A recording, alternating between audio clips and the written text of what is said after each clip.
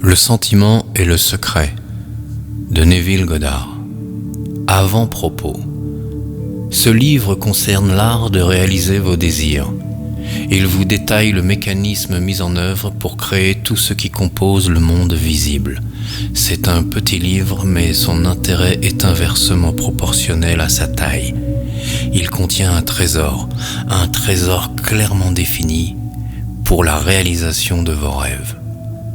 S'il était possible de convaincre autrui à l'aide d'arguments raisonnés et d'exemples détaillés, ce livre ferait plusieurs fois sa taille actuelle. Cependant, il est rarement possible de le faire au moyen de déclarations ou d'arguments écrits, car il semble toujours plausible de dire que l'auteur est malhonnête et que, par conséquent, son témoignage est entaché de tromperie.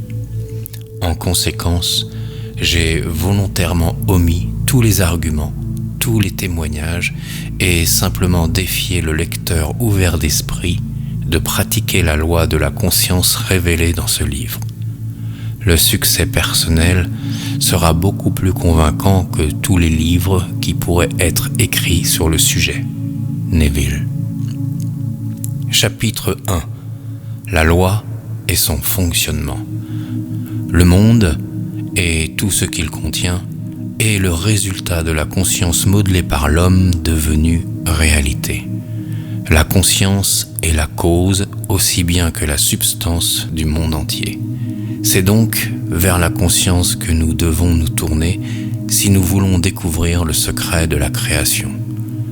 La connaissance de la loi de la conscience et de son mode de fonctionnement vous permettra de réaliser tout ce que vous désirez dans la vie. Armé d'une connaissance pratique de cette loi, vous pouvez construire et maintenir votre idéal. La conscience est la seule et unique réalité, non pas au sens figuré, mais objectivement. Pour plus de clarté, cette réalité peut être assimilée à un courant divisé en deux parties, le conscient et le subconscient. Pour opérer intelligemment avec la loi de la conscience, il est nécessaire de comprendre la relation entre le conscient et le subconscient. La conscience est personnelle et sélective. Le subconscient est impersonnel et non sélectif. Le conscient est le royaume de l'effet. Le subconscient est le royaume de la cause. Les deux aspects de cette division de la conscience sont l'émission et la réception. Le conscient est émissif, le subconscient est réceptif. Le conscient génère des idées qu'il imprime sur le subconscient. Le subconscient reçoit des idées et leur donne forme et expression. Par cette loi, concevoir une idée d'abord, puis imprimer l'idée conçue sur le subconscient. Toutes les choses sortent de la conscience. Et sans cette séquence, il n'y a rien qui soit réalisé. Le conscient imprime le subconscient, tandis que le subconscient exprime tout ce qui lui est imprimé. Le subconscient n'est pas à l'origine de vos idées, mais il accepte toutes celles que votre esprit conscient estime comme vraies et, d'une manière connue de lui seul, les manifeste dans votre vie. Par conséquent, grâce à son pouvoir d'imagination et de ressenti et de sa liberté de choisir l'idée qu'il va entretenir, l'homme a le contrôle de ses créations. Le contrôle du subconscient se fait par le contrôle de vos idées et de vos sentiments. Le mécanisme de la création est caché au plus profond de l'inconscient, de son aspect réceptif. Le subconscient transcende la raison. Il est indépendant de la pensée inductive. Il considère un sentiment comme un fait existant en lui-même et procède de ce fait par l'exprimer dans la réalité. Le processus de la création commence par une idée et son cycle suit son cours d'abord en tant que sentiment et se termine par une volonté d'agir. Les idées sont imprimées sur le subconscient par le biais des ressentis. Aucune idée ne peut être imprimée sur le subconscient tant qu'elle n'est pas ressentie. Mais une fois ressentie, qu'elle soit bonne, mauvaise ou indifférente, elle doit être exprimée, réalisée dans votre vie. Le sentiment est le seul et unique moyen par lequel les idées sont transmises au subconscient. Par conséquent, l'homme qui ne contrôle pas ses sentiments peut facilement impressionner le subconscient avec des états indésirables. Par le contrôle du sentiment, il ne s'agit pas de le restreindre ou de l'éliminer, mais plutôt de le discipliner pour n'imaginer et n'entretenir que les sentiments qui contribuent à votre bonheur. Le contrôle de vos sentiments est essentiel à une vie riche et heureuse. N'entretenez jamais de sentiments indésirables et n'ayez aucune sympathie pour les pensées négatives sous quelque forme que ce soit. Ne vous attardez pas sur votre imperfection ou celle des autres. Faire ainsi serait impressionner votre subconscient de toutes sortes de limitations. Ce que vous ne voulez pas que l'on vous fasse, ne le ressentez pas pour vous-même ni pour un autre. C'est toute la loi d'une vie pleine et heureuse. Tout le reste n'est que commentaire. Chaque sentiment fait une impression subconsciente et, à moins d'être contrecarré par un sentiment plus puissant de nature opposée, il doit être exprimé, se concrétiser dans la vie. La domination de deux sentiments est celle qui est exprimée. Je suis en bonne santé produit un sentiment plus fort que je serai en bonne santé. Ressentir je serai, c'est confesser que je ne le suis pas. Dans ce cas, je suis est plus puissant que je serai. Ce que vous ressentez comme étant vous-même domine toujours ce que vous aimerez être. Par conséquent, pour être réalisé, un souhait doit être ressenti comme un état actuel plutôt qu'un état recherché. La sensation précède la manifestation et consentit le fondement sur lequel repose toute manifestation. Faites attention à vos humeurs et à vos sentiments, car il existe un lieu ininterrompu entre eux et votre vie telle que vous la vivez. Votre corps est un filtre émotionnel et porte les marques indubitables de vos émotions dominantes. Les perturbations émotionnelles, en particulier les émotions réprimées, sont les causes de toutes les maladies. Ressentir intensément un malaise sans l'exprimer est le début de la maladie, ou perturbation qui se manifeste à la fois sur le corps ou dans votre environnement. Ne ressentez pas le sentiment du regret, de l'échec, de la frustration ou du détachement de vos objectifs, ce qui se traduirait par la maladie. Pensez uniquement à l'état d'être que vous souhaitez voir se réaliser. Ressentir la réalité de l'état recherché, vivre et agir conformément à cette conviction est la voie de tous les miracles apparents. Tous les changements d'expression sont provoqués par un changement de sentiment. Un changement de sentiment est un changement de destin. Toute création se produit dans le domaine du subconscient. Ce que vous devez acquérir, alors, est un contrôle réfléchi du fonctionnement de votre subconscient, c'est-à-dire un contrôle de vos idées et de vos sentiments. Le hasard ou l'accident n'est pas responsable de ce qui vous arrive, pas plus que le destin prédestiné n'est l'auteur de votre fortune ou de votre malheur. Vos impressions subconscientes déterminent les conditions de votre vie. Le subconscient n'est pas sélectif, il est impersonnel et il ne fait pas acception de personne. Le subconscient n'est pas concerné par la vérité ou la fausseté de la nature de vos sentiments. Il accepte toujours comme vrai ce que vous ressentez être vrai. Le sentiment est l'assentiment du subconscient à accepter de ce qui est clairement vrai. En raison de cette qualité du subconscient, il n'y a rien d'impossible à l'homme. Quoi que l'esprit de l'homme puisse concevoir et ressentir comme tel, le subconscient peut et doit le concrétiser. Vos sentiments créent le modèle à partir duquel votre monde est façonné, et un changement de sentiment est un changement de modèle. Le subconscient ne manque jamais d'exprimer ce qui lui a été imprimé. Au moment où il reçoit une impression, il commence à élaborer les moyens de son expression. Il accepte le sentiment qui lui est imprimé, votre sentiment, en tant que fait existant en lui-même, et entreprend immédiatement de produire dans le monde extérieur, votre vie, la ressemblance exacte de ce qui a provoqué votre sentiment. Le subconscient ne modifie jamais les croyances acceptées de l'homme.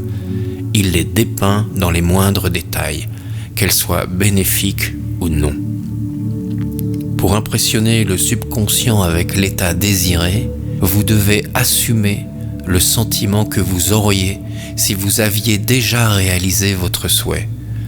En définissant votre objectif, vous devez vous préoccuper uniquement de l'objectif lui-même. Le mode d'expression ou les difficultés en jeu ne doivent pas être prises en compte. Penser à un état avec émotion l'impressionne dans le subconscient.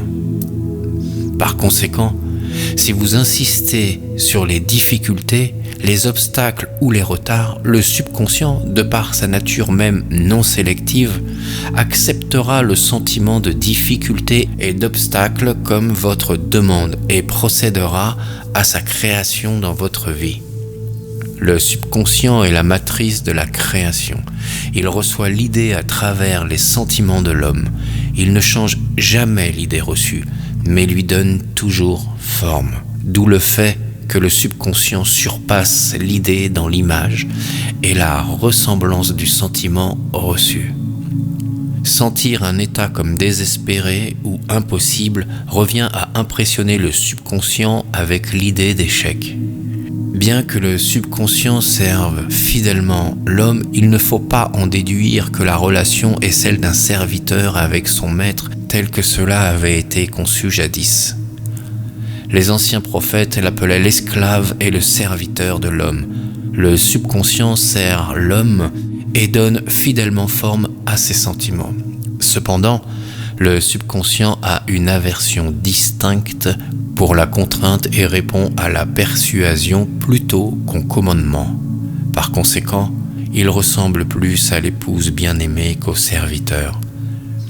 L'aspect conscient, objectif ou émetteur est véritablement la tête et domine l'aspect subconscient, subjectif ou réceptif. Cependant, ce leadership n'est pas celui du tyran, mais de celui qui aime.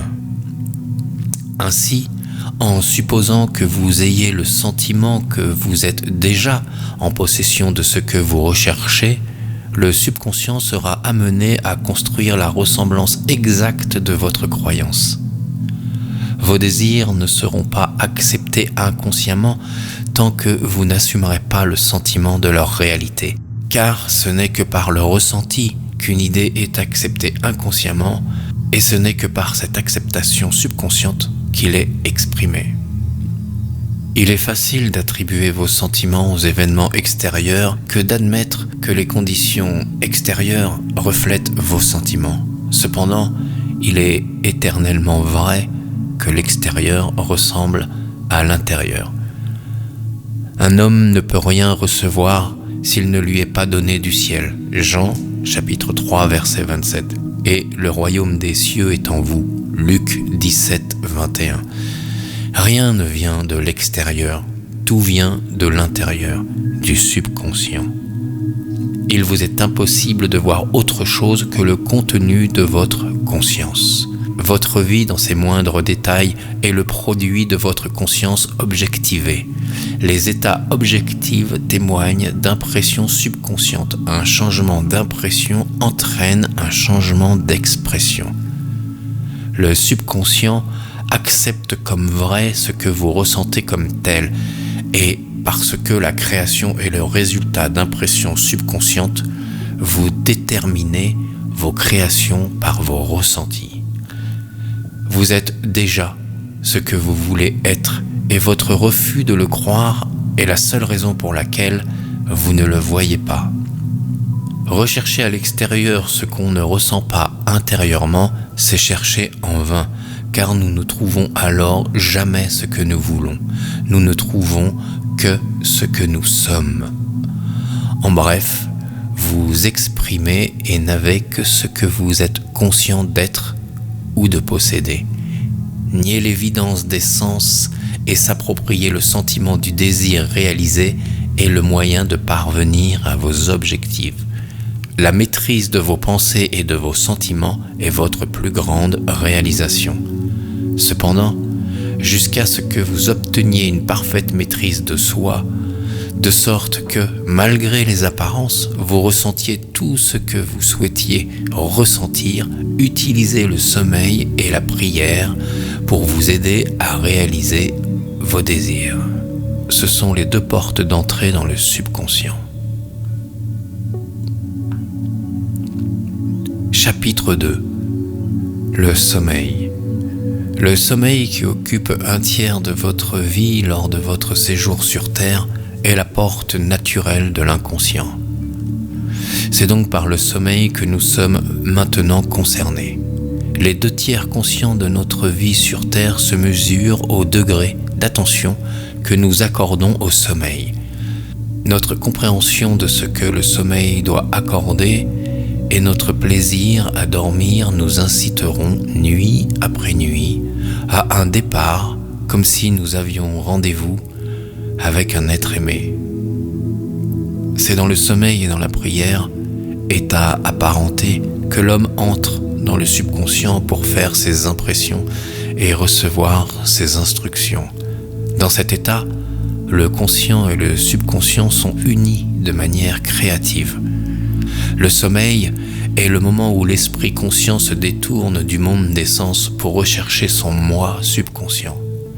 Le subconscient, contrairement à la femme du monde qui épouse son mari pour le changer, n'a aucun désir de changer l'état conscient de veille, mais l'aime tel qu'il est et reproduit fidèlement sa ressemblance dans le monde extérieur de la forme dans votre vie. Les conditions et les événements de votre vie sont vos créations formées à partir des moules de vos impressions subconscientes dans le sommeil. Et ils sont créés à l'image et à la ressemblance de votre sentiment le plus profond de pouvoir vous révéler à vous-même. Tout ce que vous avez dans votre conscience lorsque vous vous endormez est la mesure de votre expression au cours des 2 tiers de votre vie sur Terre.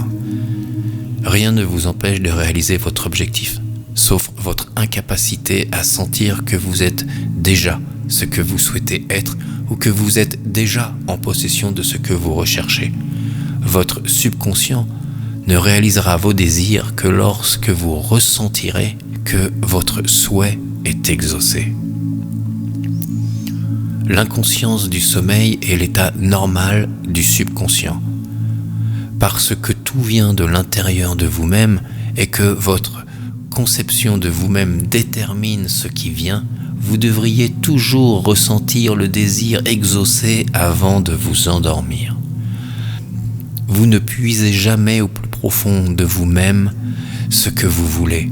Vous le faites toujours à partir de ce que vous êtes, et vous êtes ce que vous sentez être, aussi bien ce que vous ressentez comme un état vrai venant des autres.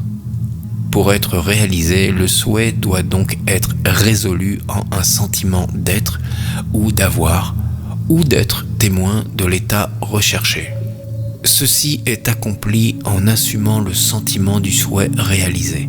Le sentiment qui vient en réponse à la question « Comment me sentirais-je si mon souhait se réalisait ?» est le sentiment qui devrait monopoliser et focaliser votre attention pendant que vous vous détendez pour dormir. Vous devez être dans la conscience d'être ou d'avoir ce que vous voulez être ou avoir avant de vous endormir. Une fois endormi, l'homme n'a plus aucune liberté de choix. Tout son sommeil est dominé par son dernier concept de lui-même éveillé. Il s'ensuit donc qu'il devrait toujours assumer le sentiment d'accomplissement et de satisfaction avant de se retirer pour dormir. Votre humeur, avant de dormir, définit votre état de conscience lorsque vous entrez en présence de votre amoureux éternel, le subconscient. Il vous voit exactement comme vous vous sentez. Si, en préparant votre sommeil, vous assumez et maintenez la conscience de réussir en pensant que vous réussissez effectivement, vous devez réussir. Allongez-vous sur le dos avec la tête à hauteur de votre corps. Sentez-vous comme si vous étiez en possession de votre souhait et détendez-vous tranquillement dans l'inconscience. Le subconscient ne dort jamais. Le sommeil est la porte par laquelle l'esprit conscient est éveillé, passe pour se joindre de manière créative au subconscient. Le sommeil dissimule l'acte créateur, tandis que le monde objectif le révèle. Dans le sommeil, l'homme impressionne le subconscient par sa conception de lui-même. En vous préparant à dormir, vous vous sentez dans l'état du souhait exaucé, puis vous vous détendez dans une perte de conscience. Nuit après nuit, vous devez assumer le sentiment d'être, d'avoir ou être témoin de ce que vous cherchez à être, posséder ou voir se manifester. Ne vous endormez jamais en vous sentant découragé ou insatisfait. Ne vous endormez jamais dans la conscience de l'échec. Votre subconscient, dont l'état naturel est le sommeil, vous voit tel que vous vous croyez être et que cela soit bon, mauvais ou indifférent. Le subconscient fera s'incarner fidèlement votre croyance.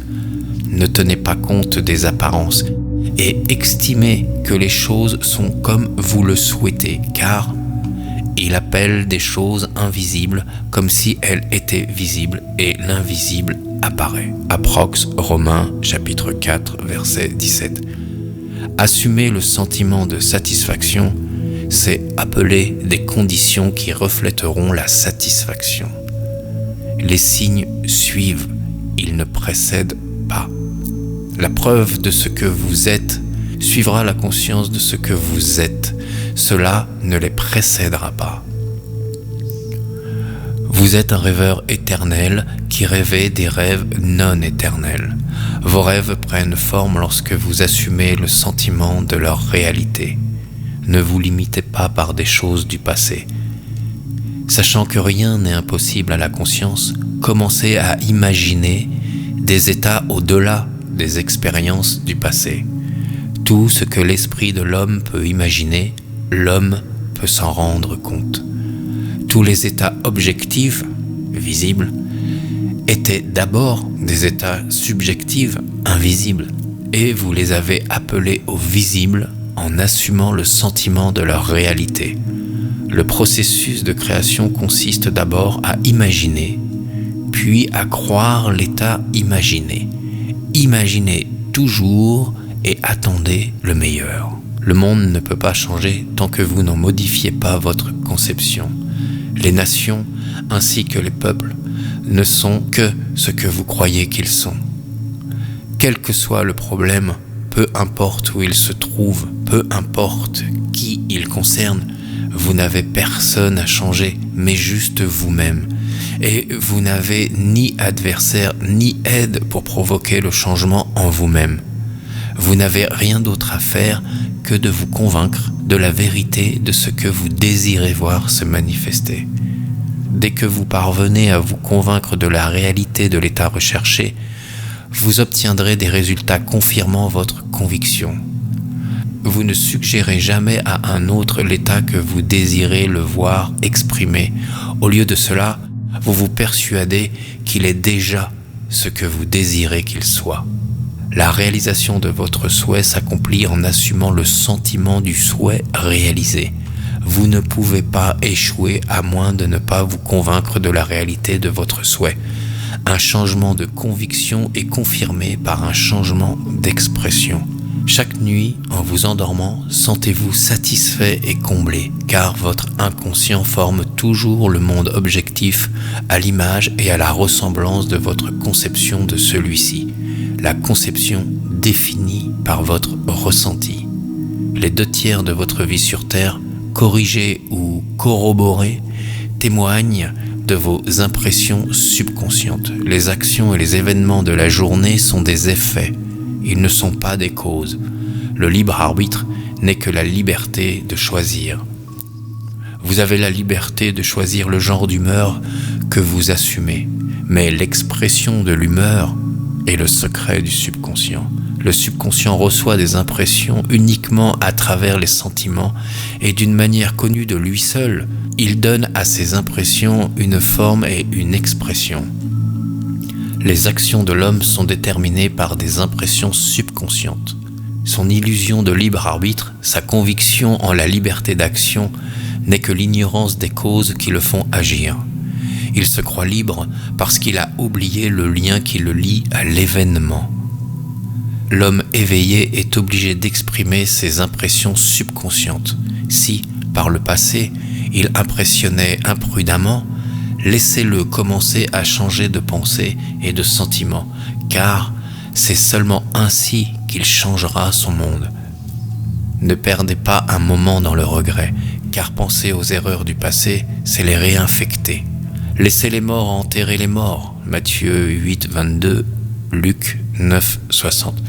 Détournez-vous des apparences et supposez que vous ayez le sentiment d'être déjà celui que vous souhaitez être. Ressentir un état produit cet état. Le rôle que vous jouez sur la scène de la vie est déterminé par votre conception de vous-même. En sentant votre souhait exaucé et en vous relaxant dans le sommeil, vous êtes une star dont le rôle va pouvoir être joué sur la scène de la vie demain. Et pendant votre sommeil, vous répétez et vous vous instruisez. L'acceptation du résultat produira automatiquement le moyen de la réalisation. Ne faites pas l'erreur à propos de ça. Si, en vous préparant à dormir, vous ne vous sentez pas consciemment dans l'état du souhait exaucé, vous emmènerez avec vous la totalité des réactions et les sentiments du jour éveillé. Et pendant que vous dormez, vous apprendrez comment ils seront exprimés le lendemain. Vous vous lèverez en pensant que vous êtes un individu libre, sans vous rendre compte que chaque action et événement du jour est prédéterminé par votre concept de soi lorsque vous vous êtes endormi. Votre seule liberté, alors, sera votre liberté de réaction. Vous vous sentirez libre de choisir comment vous vous sentirez et agirez au cours de la journée, mais son cours, les actions, les événements et les circonstances de la journée auront déjà été déterminés. À moins que vous définissiez consciemment et à dessein l'attitude mentale avec laquelle vous vous endormez. Vous vous endormez inconsciemment dans une attitude composée de tous les sentiments et de toutes les réactions de la journée.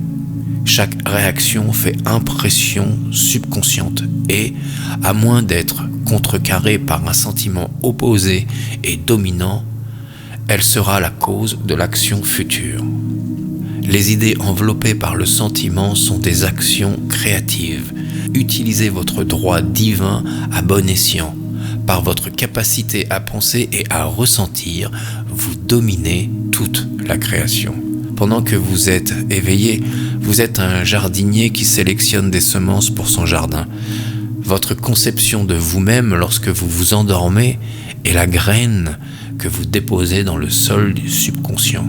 Se coucher en se sentant satisfait et heureux oblige des conditions et des événements à apparaître dans votre monde, votre vie, qui confirmeront ces attitudes. Le sommeil est la porte du ciel. Ce que vous ressentez en tant que sentiment est une condition, une action ou un objet dans l'espace. Alors, endormez-vous avec le sentiment du souhait réalisé. Chapitre 3. La prière. La prière est aussi, comme le sommeil, une entrée dans le subconscient. Quand tu pries, entre dans ton refuge, et quand tu auras fermé ta porte, prie ton Père qui est dans le secret, et il te récompensera ouvertement. Matthieu chapitre 6, verset 6. La prière est une illusion de sommeil qui diminue l'impression du monde extérieur et rend l'esprit plus réceptif aux suggestions de l'intérieur. Dans la prière, l'esprit est dans un état de relaxation et la réceptivité semblable à celui que l'on éprouve juste avant de s'endormir. La prière n'est pas en lui-même un acte pour demander quelque chose, mais plutôt la façon dont vous vous préparez à le recevoir. Tout ce que vous désirez quand vous priez, croyez que vous l'ayez reçu et vous l'aurez. Marc, chapitre 11, verset 24. La seule condition requise est que vous croyez que vos prières se sont réalisées. Votre prière doit être exaucée si vous assumez le sentiment que vous êtes déjà en possession de votre souhait. Dès que vous l'accepterez comme un fait accompli, le subconscient trouvera les moyens de le réaliser. Pour prier avec succès, vous devez vous abandonner au vœu, c'est-à-dire le sentir réalisé. L'homme parfaitement discipliné est toujours à l'écoute du souhait accompli. Il sait que la conscience est la seule et unique réalité, que les idées et les sentiments sont des faits de conscience et sont aussi réels que des objets dans l'espace. Par conséquent, il ne ressent jamais un sentiment qui ne contribue pas à son bonheur, car les sentiments sont la cause des actes et des circonstances de la vie. D'autre part, l'homme indiscipliné a du mal à croire ce que ses sens réfutent et acceptent ou refusent habituellement uniquement sur les apparences.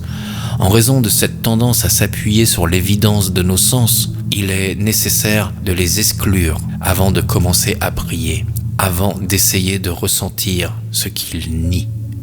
À chaque fois que vous êtes dans l'état d'esprit « je voudrais, mais je ne peux pas », plus vous essayez, moins vous serez capable de céder à ce souhait.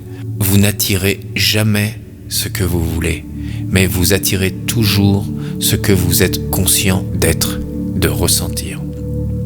La prière est l'art d'assumer le sentiment d'être et d'avoir ce que vous voulez. Lorsque les sens confirment l'absence de votre souhait, tout effort conscient pour contrecarrer cette suggestion est futile et tend à l'intensifier. La prière est l'art de céder au souhait et non de le forcer. Chaque fois que votre sentiment est en conflit avec votre souhait, le sentiment sera le vainqueur. Le sentiment dominant s'exprime invariablement. La prière doit être sans effort. En essayant de fixer une attitude d'esprit qui est refusée par les sens, l'effort est fatal. Pour réussir à réaliser un souhait en tant que fait accompli, vous devez créer un état passif, une sorte de rêverie ou de réflexion méditative semblable à un sentiment qui précède le sommeil. Dans un tel état de relaxation, l'esprit est détourné du monde objectif et perçoit facilement la réalité d'un état subjectif. C'est un état dans lequel vous êtes conscient et tout à fait capable de bouger ou d'ouvrir les yeux, mais vous n'avez pas envie de le faire. Un moyen facile de créer cet état passif consiste à vous détendre dans un fauteuil confortable ou sur un lit. Vous êtes sur un lit, couchez-vous sur le dos, la tête au même niveau que le corps, fermez les yeux et imaginez que vous avez sommeil. Ressentez ceci en vous disant « Je suis somnolent, tellement somnolent, tellement somnolent ». En peu de temps, un sentiment lointain accompagné d'une lassitude générale et de la perte de tout désir de bouger vous enveloppe.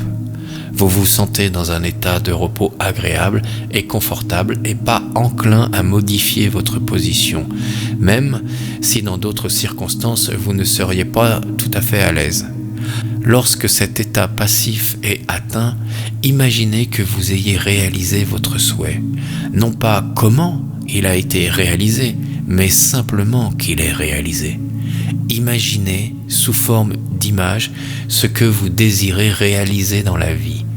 alors sentez-vous comme ayant déjà atteint votre objectif. Les pensées peuvent reproduire de minuscules mouvements de parole qui peuvent être entendus à l'état passif de la prière comme des déclarations vers l'extérieur. Cependant, ce degré de passivité n'est pas essentiel à la réalisation de vos prières. Tout ce qui est nécessaire est de créer un état passif et de sentir le souhait exaucé. Tout ce que vous pouvez éventuellement avoir besoin ou désirer est déjà vôtre. Vous n'avez besoin d'aucun assistant pour vous le délivrer. C'est à vous maintenant. Donnez vie à vos désirs en les imaginant comme étant réalisés. Lorsque le résultat est accepté comme vrai, vous devenez totalement indifférent face à l'idée d'un éventuel échec, car son acceptation sera le moyen d'y parvenir. Lorsque vous sortez de l'acte de la prière, c'est comme si on vous avait montré la fin heureuse et réussie d'une pièce, bien que vous n'ayez pas appris comment atteindre ce but. Cependant, après avoir assisté à la fin, quelle que soit la forme de cette séquence, vous restez calme et sûr de savoir qu'elle a été parfaitement définie. Chapitre 4. L'esprit, le ressenti. Pas par la force, ni par le pouvoir, mais par mon esprit, dit le Seigneur des armées. Zacharie, chapitre 4, verset 6. Entrez dans l'esprit de l'état désiré en supposant quel sera le vôtre si vous étiez déjà celui que vous voulez être. Lorsque vous capturez le sentiment de l'état recherché, vous êtes libéré de tout effort pour qu'il en soit ainsi, car il en est déjà ainsi. Il y a un sentiment précis associé à chaque idée dans l'esprit de l'homme. Capturez le sentiment associé à votre souhait réalisé en vous supposant déjà en possession de celui-ci et il se réalisera de lui-même. La foi, c'est le sentiment. Vous n'attirez jamais ce que vous voulez, mais toujours en rapport avec ce que vous pensez être. Et il vous est donné uniquement en fonction de cela. Assumez donc le sentiment qui sera le vôtre si vous étiez déjà en possession de ce que vous souhaitez, et celui-ci doit se réaliser. Au lieu de croire en Dieu ou en Jésus, croyez que vous êtes Dieu ou que vous êtes Jésus. Celui qui croit en moi fera aussi les œuvres que j'accomplis. Jean chapitre 4, verset 12. Devrait être celui qui croit comme je crois aux œuvres que j'accomplis, il le fera ainsi. Jésus n'a pas trouvé étrange d'accomplir les œuvres de Dieu parce qu'il se croyait lui-même être Dieu. Mon Père et moi sommes un. Jean chapitre 10, verset 30. Il est naturel d'accomplir les œuvres de celui que vous croyez être. Vivez dans le sentiment d'être celui que vous voulez et vous le serez. Lorsque l'homme croit en la valeur des conseils qui lui sont donnés et les applique, il établit en lui-même la réalité du succès. Neville Goddard. Date de parution originale 1933. Traduction et adaptation François de Sainton.